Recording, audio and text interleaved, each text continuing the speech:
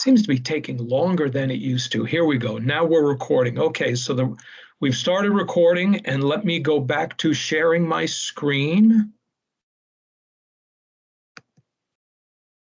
And it should be this one. Very good.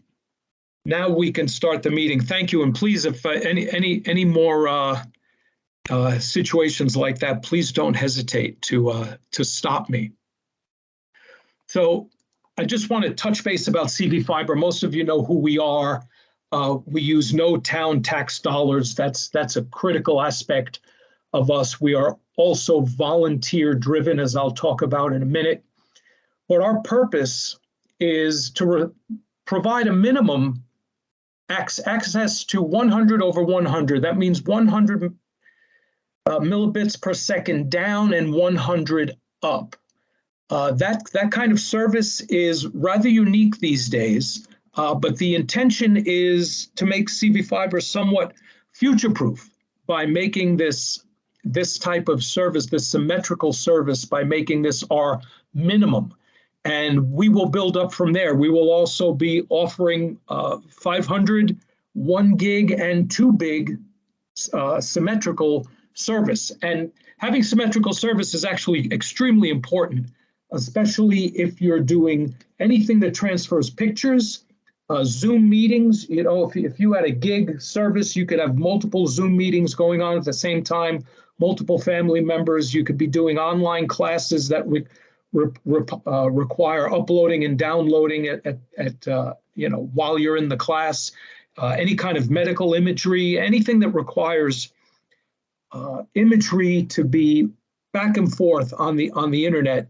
The higher your service speed, the more reliable that's going to be, and the better quality you're going to have. So 100 is the minimum of what we are going to provide. I'm going to talk about some of the big questions today, and I'm going to tell you what I know for sure. Okay, I'm going to start with who we are, talk about when folks are going to start getting high-speed internet from CVFiber, and I'm going to talk about what it's going to cost. First of all, I promise this is the most horrible slide in the deck. But I wanted those folks that are a part of our team to see that they're recognized, even though I'm not going to name everybody. But what's really important here is that we are volunteers, we are volunteer-based, and with this volunteer base, we are moving this organization that includes our partnership and our contractors, and of course our executive director and treasurer. But what's really important here is the size of the team, the community that we've built with our partners, which is absolutely amazing. And then the fact that this volunteer team is leveraging the work of contractors from multiple disciplines and making sure that everybody has their oars in the water at the same time, and we're all working together. And so far that's been happening for us, and we're going to continue to work in that way. The plan moving forward here is very straightforward. It's similar to what we said in the last webinar. We are going to design, construct, we're going to test, we're going to go live, and we're going to install. And we're going to do it in that order. I have on the map here our 24 design areas, that we call them DAs. We are starting up in the 12 o'clock region, if you will, where the two DAs, the brown and the green DA, is where we're going to start. And our intention is to start construction in the next few weeks. We're going to test and go live at the turn of the year, and we're going to start installations in January. I'll go into each of these in a little bit more details in a minute, but a couple of things I'd like to point out. One is that each DA is approximately 50 miles of fiber. So what we're looking at for this year to construct is 100 miles of fiber, right? We're hanging fiber where it doesn't currently exist. The other part of this that's important is that it's going to take time. Building all of these DAs is going to take time. We're going to start in the two DAs that are highlighted within the box, and then we're going to go down one side of the clock and the other side of the clock. And we're going to be moving as fast as money and access will allow us to move. But consider this, a construction crew does about a mile a day. Those two DAs are 100 miles. We're hoping to get another 600 miles done next year, and then the remainder done in the following year. So we're moving forward, and we're starting construction this season. Design has some multiple parts to it. The data gathering is iterative. We've done quite a lot of data gathering, but there always seems to be a little bit more that's needed. We've completed our high-level design for the entire network. That's done. We have our detailed design right now. We have 8 of those 24 DAs that I have shown are currently somewhere in the detailed design phase. And the first DA where we're going to start construction, that plan is in final review by the VCBB. When that final review is complete, that's that final third-party review. When that's complete, the plans for that DA are ready to go to the contractor. So we are Gary, could you please define VCBB for our audience? Oh, yes, yes, certainly. The Vermont Community Broadband Board, who oversees the funding that we're using, the grant monies that we're using, and who is really overseeing this program and designing the thresholds that we need to achieve, designing in part the standards that we need to achieve, and is also verifying. They are the last word. They are the stewards of the grant money that's being spent. Of course, we are also the stewards of the grant money that's being spent, but they are the stewards for the entire CUD program. And so they have hired a contractor that reviews our final detailed design. And that's the third-party review that's in the bullets here. So each DA that we walk through has to go through all of these design processes before we can get to construction. And our construction has multiple components to it. Certainly the most consistent and persistent component are getting the appropriate easements and permits for everywhere we go. Again, we're hanging fiber where fiber does not currently exist for the most part. So the pole attachments need to be set up, and we need to get a license for that. And there's a fair amount of work that needs to be done to the poles and the area around the poles in order to accept our fiber. And then we have certain areas where we're going underground, and that has its own engineering requirements as well as easements and permits. We have terminals throughout our 24 DAs. We have a number of terminals that also need easements and permits because that's physical infrastructure that's going to sit on a concrete pad, that's going to get electrical power, that's going to have backup power in many instances. So we need easements and permits for that. Of course, we need the materials on hand in order to do the construction. And I want to spend a minute here on construction management. First, let me say that this picture, those actually are my neighbors. That's right across the road. We understand the importance of stewardship, I'll use that word again, of the community that we're hanging our fiber in. And as we move construction crews through the community, we know where we are, we recognize what we're doing. Our construction management is going to be performed by NRTC. They are the same folks that are doing our design work. So not only are they doing the design, they're going to verify that what has been built matches the requirements of that design, and they are going to ensure for us that that work is done safely and appropriately, and that we don't run into, to the best extent that we can possibly control, we don't run into any problems moving through the terrain and moving through people's backyards and moving through their fields and farms as we hang our fiber. We're very conscious of that. These really are my neighbors in this picture. So it's a very important part of construction, and construction is not complete without that aspect of it being performed. So let me move on to our next slide, because then the important thing that we do next is we test and go live. And the reason we're testing is because we need to make sure that the network that we provide does what it's supposed to do reliably and to the full extent of its capacity. So there are a number of things that we need to do. We need to supply network connections. We need to tap into the internet. We need to tap into our internet service provider. But we also need to do that with redundancy, meaning that we need to have multiple sources of access to the internet should any single source problematically go down or have any kind of hiccup with it. We need to make sure that there's instantaneous switching to something that is active.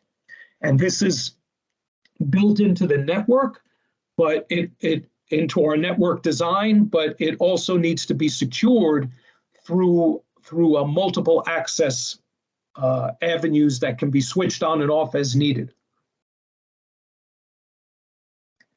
And that's the network resiliency. Then we also need to do our rollout testing to premises. There's something called friendlies. These are residences that we will use to help us work out the bugs that we, especially in our early rollouts, but I'm sure this is going to happen throughout all of our rollouts. We're going to find that there needs to be some kind of a tweak, that there might be a connection that's not quite correct. These are the things that we'll need to find out in our pre-rollout testing. And all of this is required to ensure that the product that we're providing, when folks do get the chance to subscribe and have installers come to their house, that the product that they're getting is going to be a product that they can rely on and that will work as close to 100% of the time as possible. These installations really start with subscriber outreach. Folks know that we've been putting out on Front Porch Forum, and that's probably how you knew to be here. But one of the things that folks maybe don't know is that we're getting ready to start up a marketing campaign. I believe this will be a very unique type of marketing campaign, considering what we're doing, reaching out to the underserved in the area that we're reaching out. But we are hiring a contractor to help us design that campaign. We are also doing something that's extremely important through a firm called CVFiber. They also work with Waitsfield Telecom. They currently use them for their own subscribers. And this is going to be a portal on our website that will be absolutely seamless to the folks that go to our website and that are looking to subscribe, and they will be able to see where their address is in the construction schedule. They will be able to pick and choose a type of service that they prefer and sign up for it. They will be able to schedule their installation all through our website in a seamless way that is integrated with Waitsfield Telecom, who will be actually doing those installations and providing the service for CVFiber. So we're going to have this seamless integration that's going to work through our website where folks can track where we are. We're going to have a marketing campaign that is going to broadcast through various outlets where we are and which areas are ready and which areas are going to be ready in the near future, so that folks can understand where we are. This is all rolling up now with our initial construction starting in October. So our marketing campaign and our CVFiber rollout is going to be kind of concurrent with that initial construction work, so that what we're hoping is that come the beginning of the calendar year that we'll be able to start performing installations, and that folks will be able to get on the website see where their address is lined up for maybe March or April or February, and they can sign up for installations right there off of our website. So this is not yet live, but our intention is that this will be live in the beginning of the new year.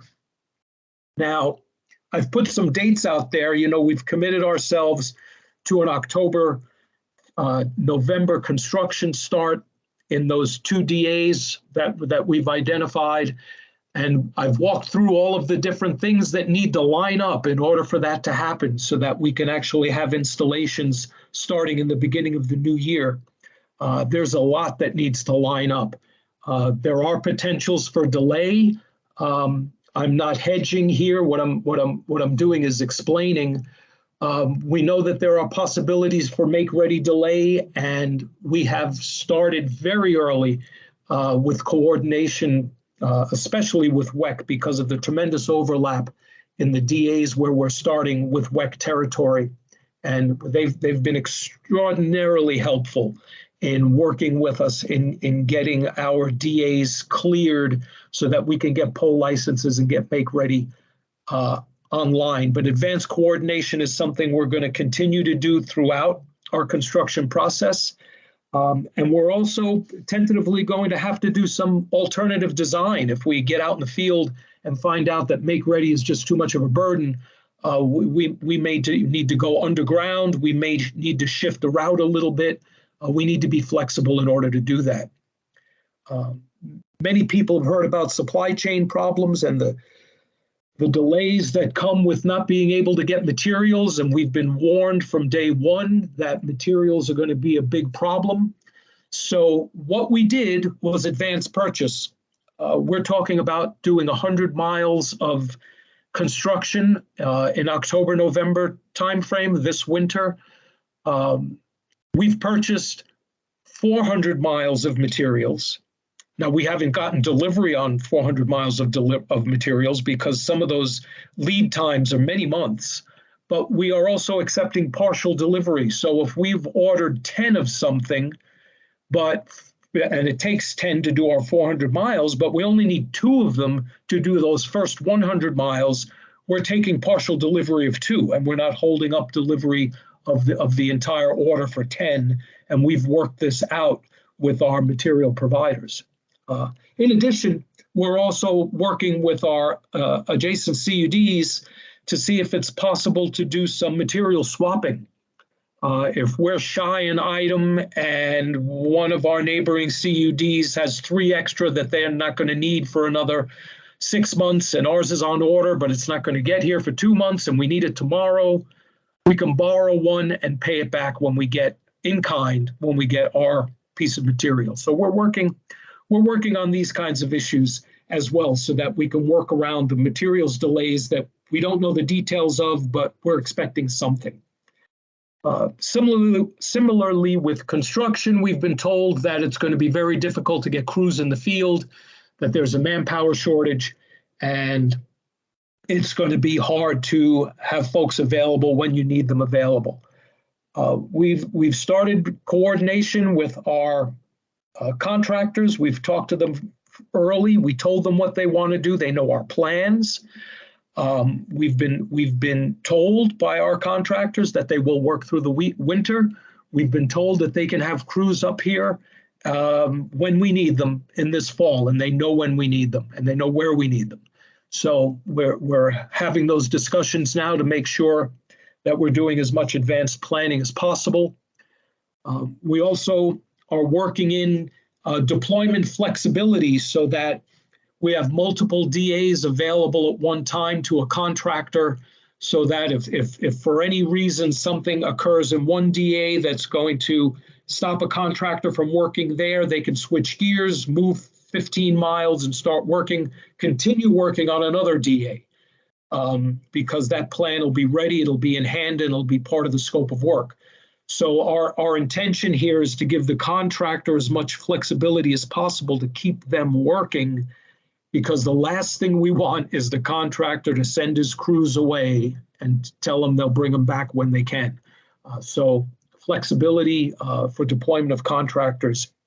is really important. So, we know we haven't identified all of the potential risk items there, and there are certainly the infamous unknown unknowns that are out there. But for the things that we do know about, we've been trying to be very proactive on our risk management. But in the things that I said I was going to talk about early on, one of the things was costs. So let's talk about costs. And remember that I had mentioned that I will tell you the things that I know for sure. So let's talk about where our subscriber fees basically are going to come from, which is what they need to pay for.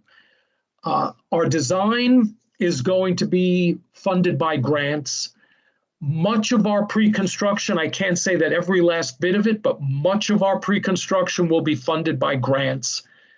The construction itself is in part funded by grants. The construction that we're starting this fall is going to be 100% grant funded. Eventually, the grant money is going to run out. Rough estimate, 50% of our construction, design, pre-construction, construction funding, 50% of that lot is going to be paid for by grants approximately. The rest needs to be paid for by loans. We don't know of any other place to get this money, even though we are looking for additional grants. The grants we've identified so far get us 50% there as an estimate. So we will need to go and borrow money to continue our construction, because we do not want to stop construction. Once we start in October, our intention is to keep construction workers in the field until we are built out. We are not looking to stop construction. So we will be getting loans. We will be working on loans in 2023 so that we will have those funds available either in the end of 2023 or in the beginning of 2024 to keep construction moving. So those loans are going to need to be paid for by subscription fees. Installation, we have grants that are going to installation. I want to say right now, I want to thank you to all of the towns that have dedicated some of their town ARPA money, some of that grant funding to CVFiber, mostly for the purpose of helping support the payment for installations. And we have a total now of $833,000 from our member towns that is being matched 100% to give us $1.6 million that is going to be put towards installations based on our town's matching funds. And I want to thank everyone that has been working towards doing that. That is an incredible amount of money, and it took a wonderful effort to do that, and thank you, everyone. The additional installation fees will need to be paid by subscribers. And of course, operations and maintenance, keeping us going, all will need to be paid for by subscribers. So we have worked these costs into development of our subscription fees. We will be carrying, of course, no profits, but we will need to be financially sustainable, because we won't be able to provide any services at all if we don't exist. So financial stability is going to be key for CVFiber, but there's no profits, no shareholders, just subscribers that we need to answer to.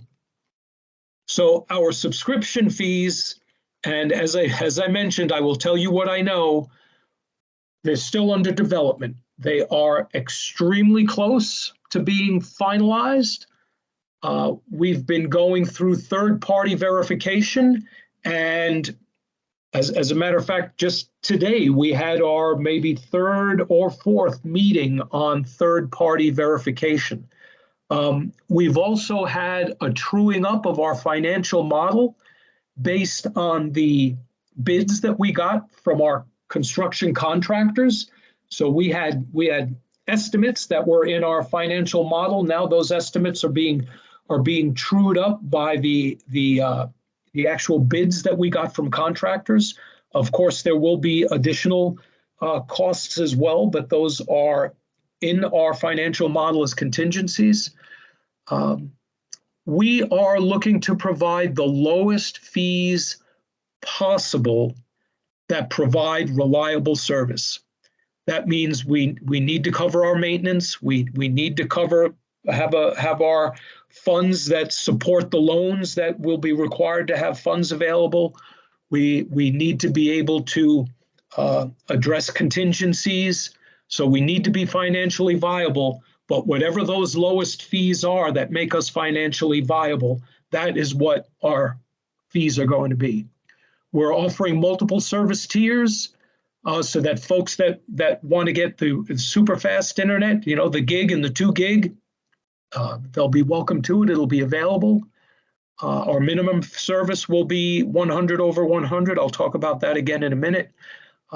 And of course, businesses, we will have custom features for businesses that need more than just fast internet, that need other types of services that aren't necessarily required for residential service. So our subscription fees are under development. As soon as they are available, folks will see them on our CrowdFiber site, and we will make them available on our website. So we're not withholding anything at all here. It's just that they're under development. But I do want to talk about digital equity, because digital equity is something that we firmly believe in here. Our minimum access is 100 over 100. That is a very, very fast rate, and that equality over up and down speed provides a level of service that is typically not available. Certainly, it's not available through DSL. It's not available through cable, and even some of the early fiber networks, as you get up to 1 gig and 2 gig, having that symmetrical isn't a capability. So we're moving forward with giving even the lowest access subscriber digital equity here, and we are looking at 2 initiatives to also provide financial assistance to digital equity. We're working with the Equal Access to Broadband Initiative, EAB, which is helping smooth the path to being able to access the government programs that are out there. We're also working with the Affordable Connectivity Program, making that accessible probably directly from our website, so that folks don't have to hunt for to find out if they have eligibility for these programs, what their eligibility is, what the requirements are. We want to make that as easy as possible. And one of the things that we've noticed in talking with other providers is that these programs are very much underutilized. They're labor intensive for the provider to work with the subscribers that need this access, but it's very, very much underutilized, and we're looking to step that up. We are going to provide specialized outreach that has yet to be defined, but we want to make sure that we don't settle for the industry average for bringing access to the community that needs financial assistance. We're not going to settle for that. We're going to move beyond that.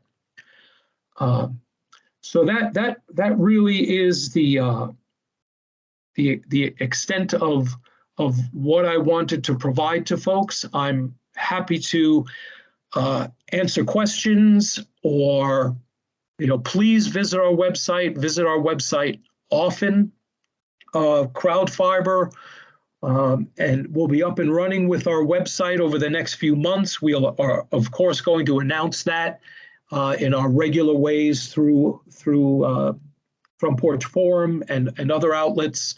We will be having another one of these webinars in November, where hopefully we will be talking about the construction that's ongoing at that time, and maybe even walking folks through the access on our internet site. We'll see where we are at that time.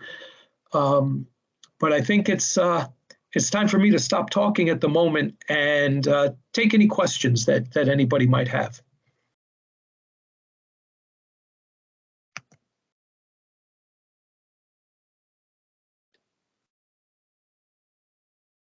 And at the moment, I'm hearing no questions, but I will wait for anyone who has a question. Hey, Mimi, welcome. I'll go on mute and let us know what's on your mind. So we have perhaps 350 feet between the phone pole and our home. Our current electric lines are buried underground. There's not a conduit. How does that last chunk of distance get taken care of, and who pays for it? Well, that's a very good question, and there are a number of variables there, some of which would take a field investigation to true up. Sometimes when there's conduit, there's more than one conduit laid, so that there's actually an accessible conduit potentially. We have no conduit. There's no second conduit. Okay. There's no conduit at all. There's not a first conduit. The electric line is just under the ground. Oh, okay, that's interesting. Well, certainly the fiber needs to be in a conduit. So that conduit needs to be laid. It is part of the installation process. We have not finalized with the towns how the ARPA money would help in paying for or supporting, not necessarily 100%. I don't want to speak for anyone here. But our intention is to make installation not be a barrier to entry. So we will be working with the towns to see how ARPA money can be used for that, and we will also be working with Waitsfield Telecom, who is our installer, to figure out the best ways, especially with their experience because they've been doing this for many years. The best ways to get that paid for if for whatever burden of that falls on the subscriber. And I really don't know how much of that it will be, but our hope is that we'll be able to spend some of those ARPA funds to support just that kind of installation. Okay, thanks. Now I saw a hand up from Mike Gray. Yes. Can you tell me what towns are in the first two DAs where construction is going to start? I can now, but I'm going to caveat that by explaining how this works, because the DAs are designated. The boundaries of the DA are totally an engineering construct. They are not a town jurisdictional construct. So we, in our high-level design, figured out where the best place to put our terminals would be so that the light doesn't lose its power over the distance that it needs to travel. And that told us how many terminals we need, where they need to be, and it also told us the shape of these DAs so that we could get our service out to the underserved. So there are parts of Calais, there are parts of Worcester, there are parts of East Montpelier. I believe there's a slice of Middlesex. There may even be a corner of Marshfield.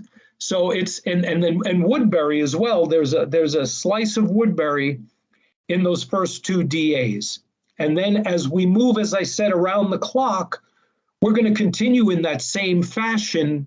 So it's not like we're going to go Middlesex, Moortown, Northfield, Roxbury. It's going to be, these DAs that have slices of multiple towns, which might have Middlesex and Waterbury and Duxbury. And on the other side, there might be some Cabot and Marshfield and Woodbury. So it's really an engineering construct, not a town by town construct. Chuck, I'd like you to move in on this too, please. Yeah, I just wanted to point out that there is a question in the chat whether you would be willing to put up the DA map again, please. And you went on mute, Jerry. Okay, so yes, I am an analog person living in a digital world, just to make that clear. But I will go back to the slideshow.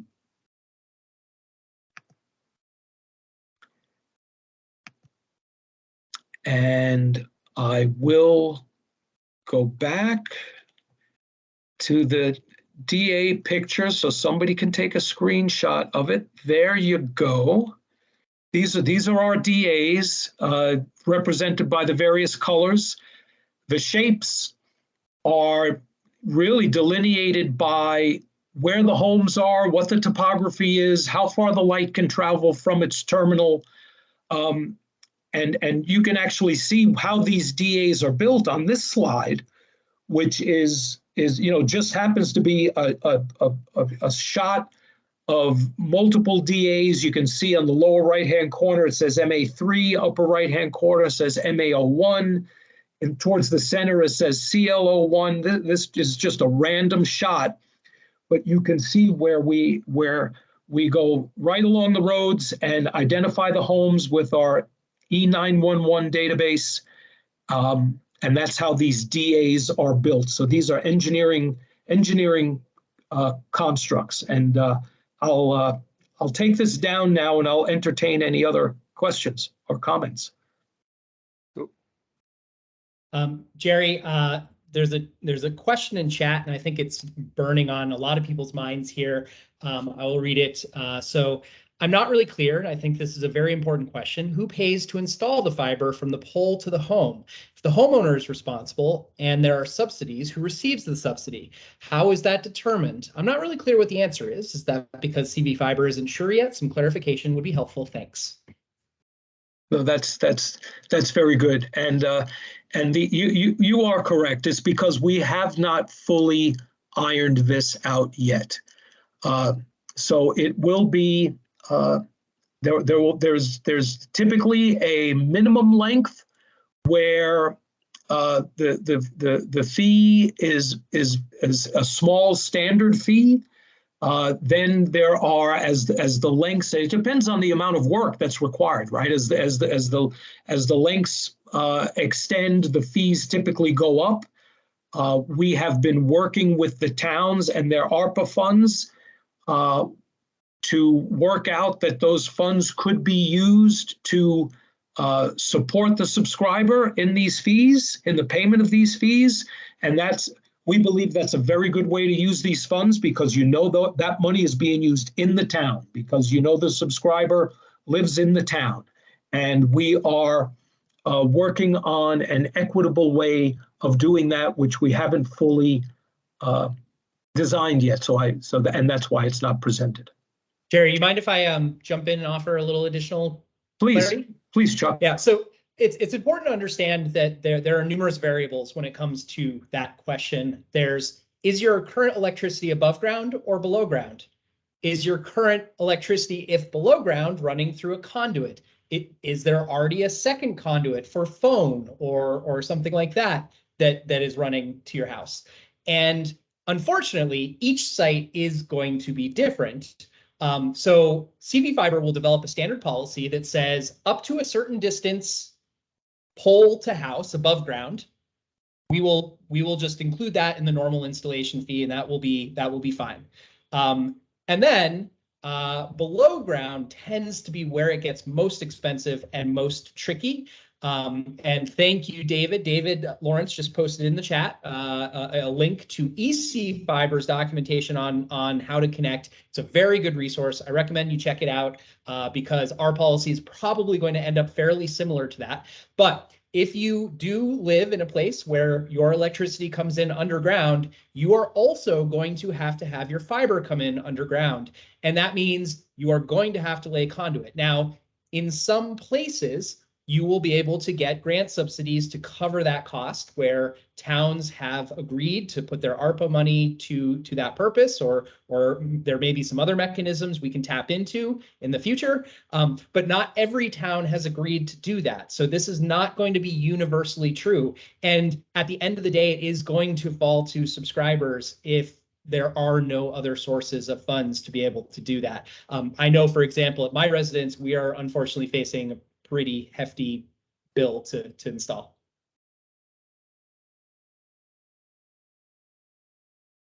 Are there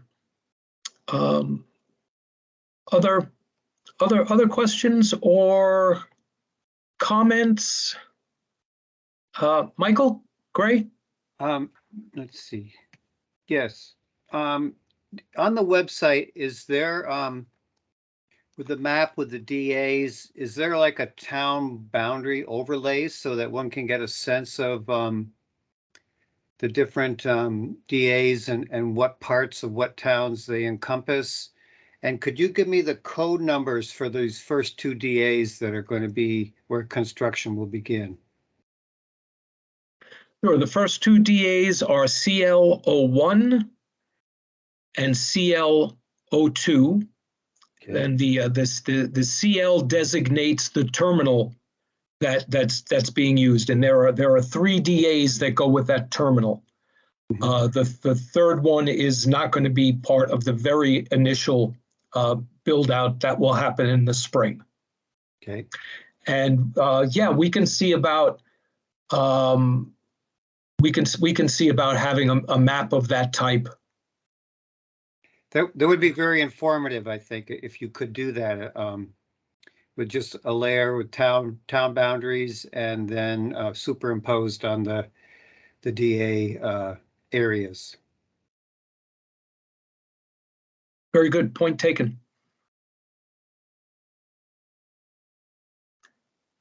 Emily and John from Middlesex. Yeah, hi, thank you. So to kind of follow up on that question, one of your slides had the very detailed DA map with the individual 911 addresses, I think that is. Is that something you're able to share, or is that the thing that you're keeping under lock and key so the private sector competitors don't see that?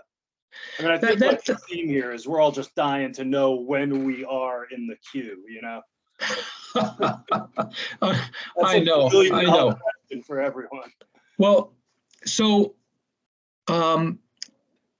yeah, we're kind of keeping that under lock and key for a number of reasons. One is that if the design isn't finished, what you're looking at isn't final. So that's one aspect of that. But let me give a more general description here. We are starting this fall at the 12 o'clock position, right, of our district. There's the donut hole in the middle that is Berlin, Montpelier, big part of East Montpelier, Barrytown, that isn't underserved. So we're going around that, okay, parts of Northfield. So the other towns that make up CVFiber, we will be working from 12 o'clock going down both sides of the clock, towards 9 o'clock, towards 3 o'clock. And our intention is to build as fast and as far as possible. So we are hoping to build about 600 miles next construction year. If we build 100 this year, we are hoping to build 500 next year for 600 miles by the end of 2023, and then the residual would be in 2024. If we can speed that up, we will speed that up. Now, the way I've described it, it sounds very smooth. It might get lumpy. There may be a problem DA that was originally meant to be as the work flowed. And we're going to have multiple construction contractors doing this, by the way. We're not relying on a single contractor. So as we're going from down the side, there may be a DA that for whatever reason we either have to skip or we have to leave not fully constructed because of whatever problem there might be in that DA, and that might jump another DA up the schedule, if you will, because the 600 miles I'm talking about now just lost a DA. Will make up for that somewhere else. It's It's possible to go faster, but the stars really need to align. It's possible to go slower because we run into some kind of issue that either we didn't foresee or we foresaw the problem but just didn't address it appropriately. This is a real construction project. I mean, it's a $50 million construction project. It takes time, but we're hoping to have everybody by 2024 available for service. That's our intention. Clarification, everybody who is presently underserved and on the power grid by 2024. Thank you, Chuck. Please, right, absolutely. I get used to talking about this to the folks that already, know the jargon. So I apologize for that. We are talking about the underserved.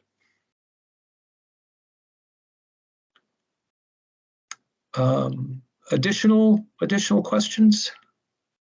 Question in chat. Question, by the Will way. we be coordinating with CVFiber to move forward with installation after the DA construction is finished in our area?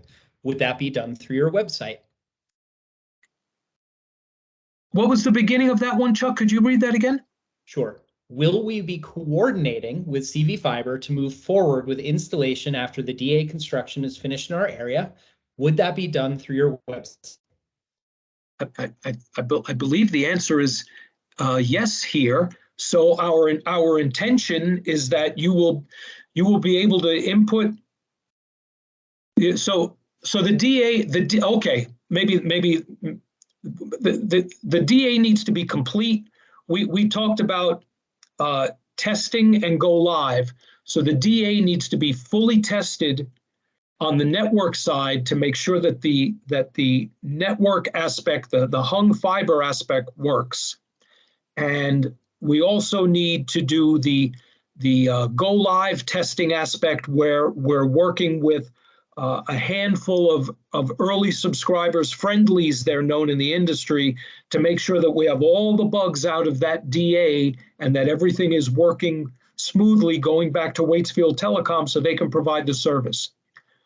Our intention is that you would be able to put your address into the website, see where you are in that process, whether or not construction has even started in your area or whether construction is ongoing and we're starting to schedule installations and a tentative date and when installations are available, when subscriptions can begin in that DA. That information should be on our website as we're moving through the process. So we're going to construct a DA, we're going to test a DA, we're going to make sure that DA has all the redundancy and all of the features that it needs to provide 100% of the service, and then folks can start subscribing to that DA while we're building the next one, and hopefully while we're building multiple DAs at that time. Janelle, well, let me take a step back. Did that sufficiently answer that question? Okay, thank you. Thank you, Sean. Janelle, I think you had your hand up there for a minute. This is Janelle Smith, our Executive Director. Yeah, and I think you did. You answered the question, Jerry, but I wanted to make sure that folks knew that we were working to get our website up and running through CrowdFiber so that you will be able to put your specific address on the website and get updated through a newsletter that tells you when you can expect service and details about how we're progressing. So that is something that we're currently working on.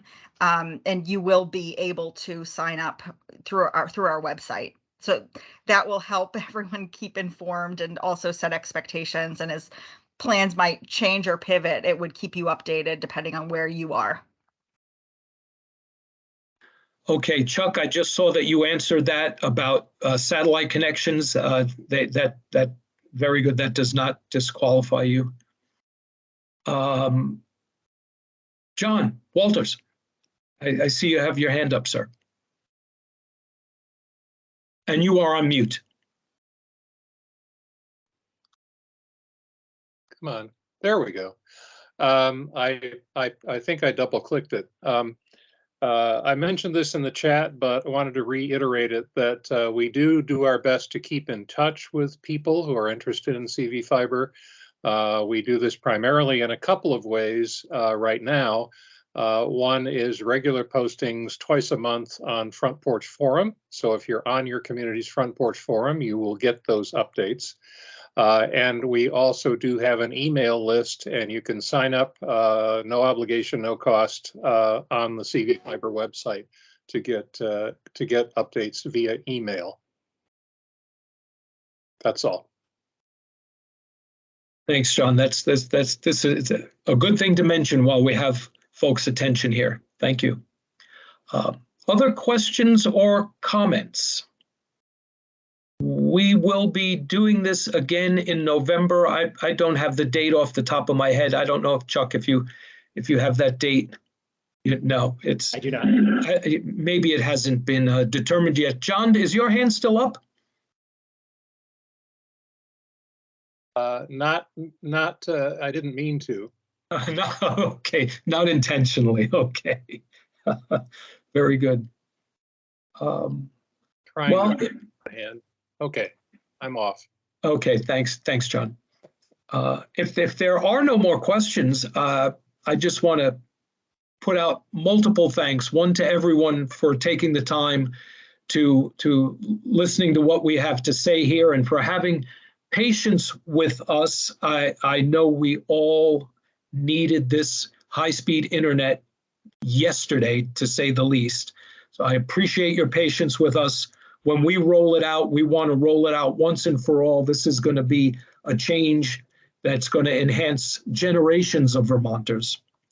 So we're going to get it right.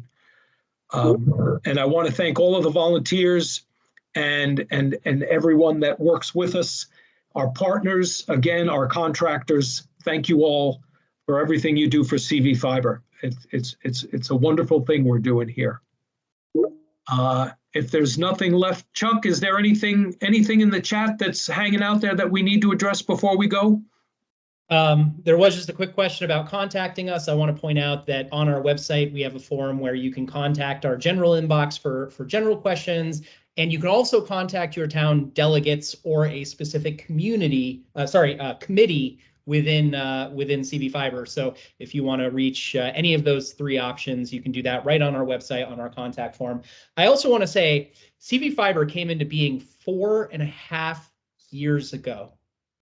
It has been a grind to get to this point, and a lot of blood, sweat, and tears poured into it by a lot of volunteers, some who are working near full time on this endeavor. And for that, I give a lot of thanks. And we are close, people. We are literally breaking ground within weeks. And we'll actually have our first service areas within a few months. So, after a 4.5-year slog, I know it can be hard to wait that long to see service at your actual house when it's your internet you're talking about. But know that we are doing everything we can to bring it to your house as quickly as we possibly can. The pictures you saw of the fiber, that's our fiber in our yard. And our intention is to hang it right by your house. And we will in time. So thank you, everybody. Good night. Really appreciate your attention, and we hope to see you again soon. Thank you. Bye-bye, all. I'm going to stop the recording and we'll be done.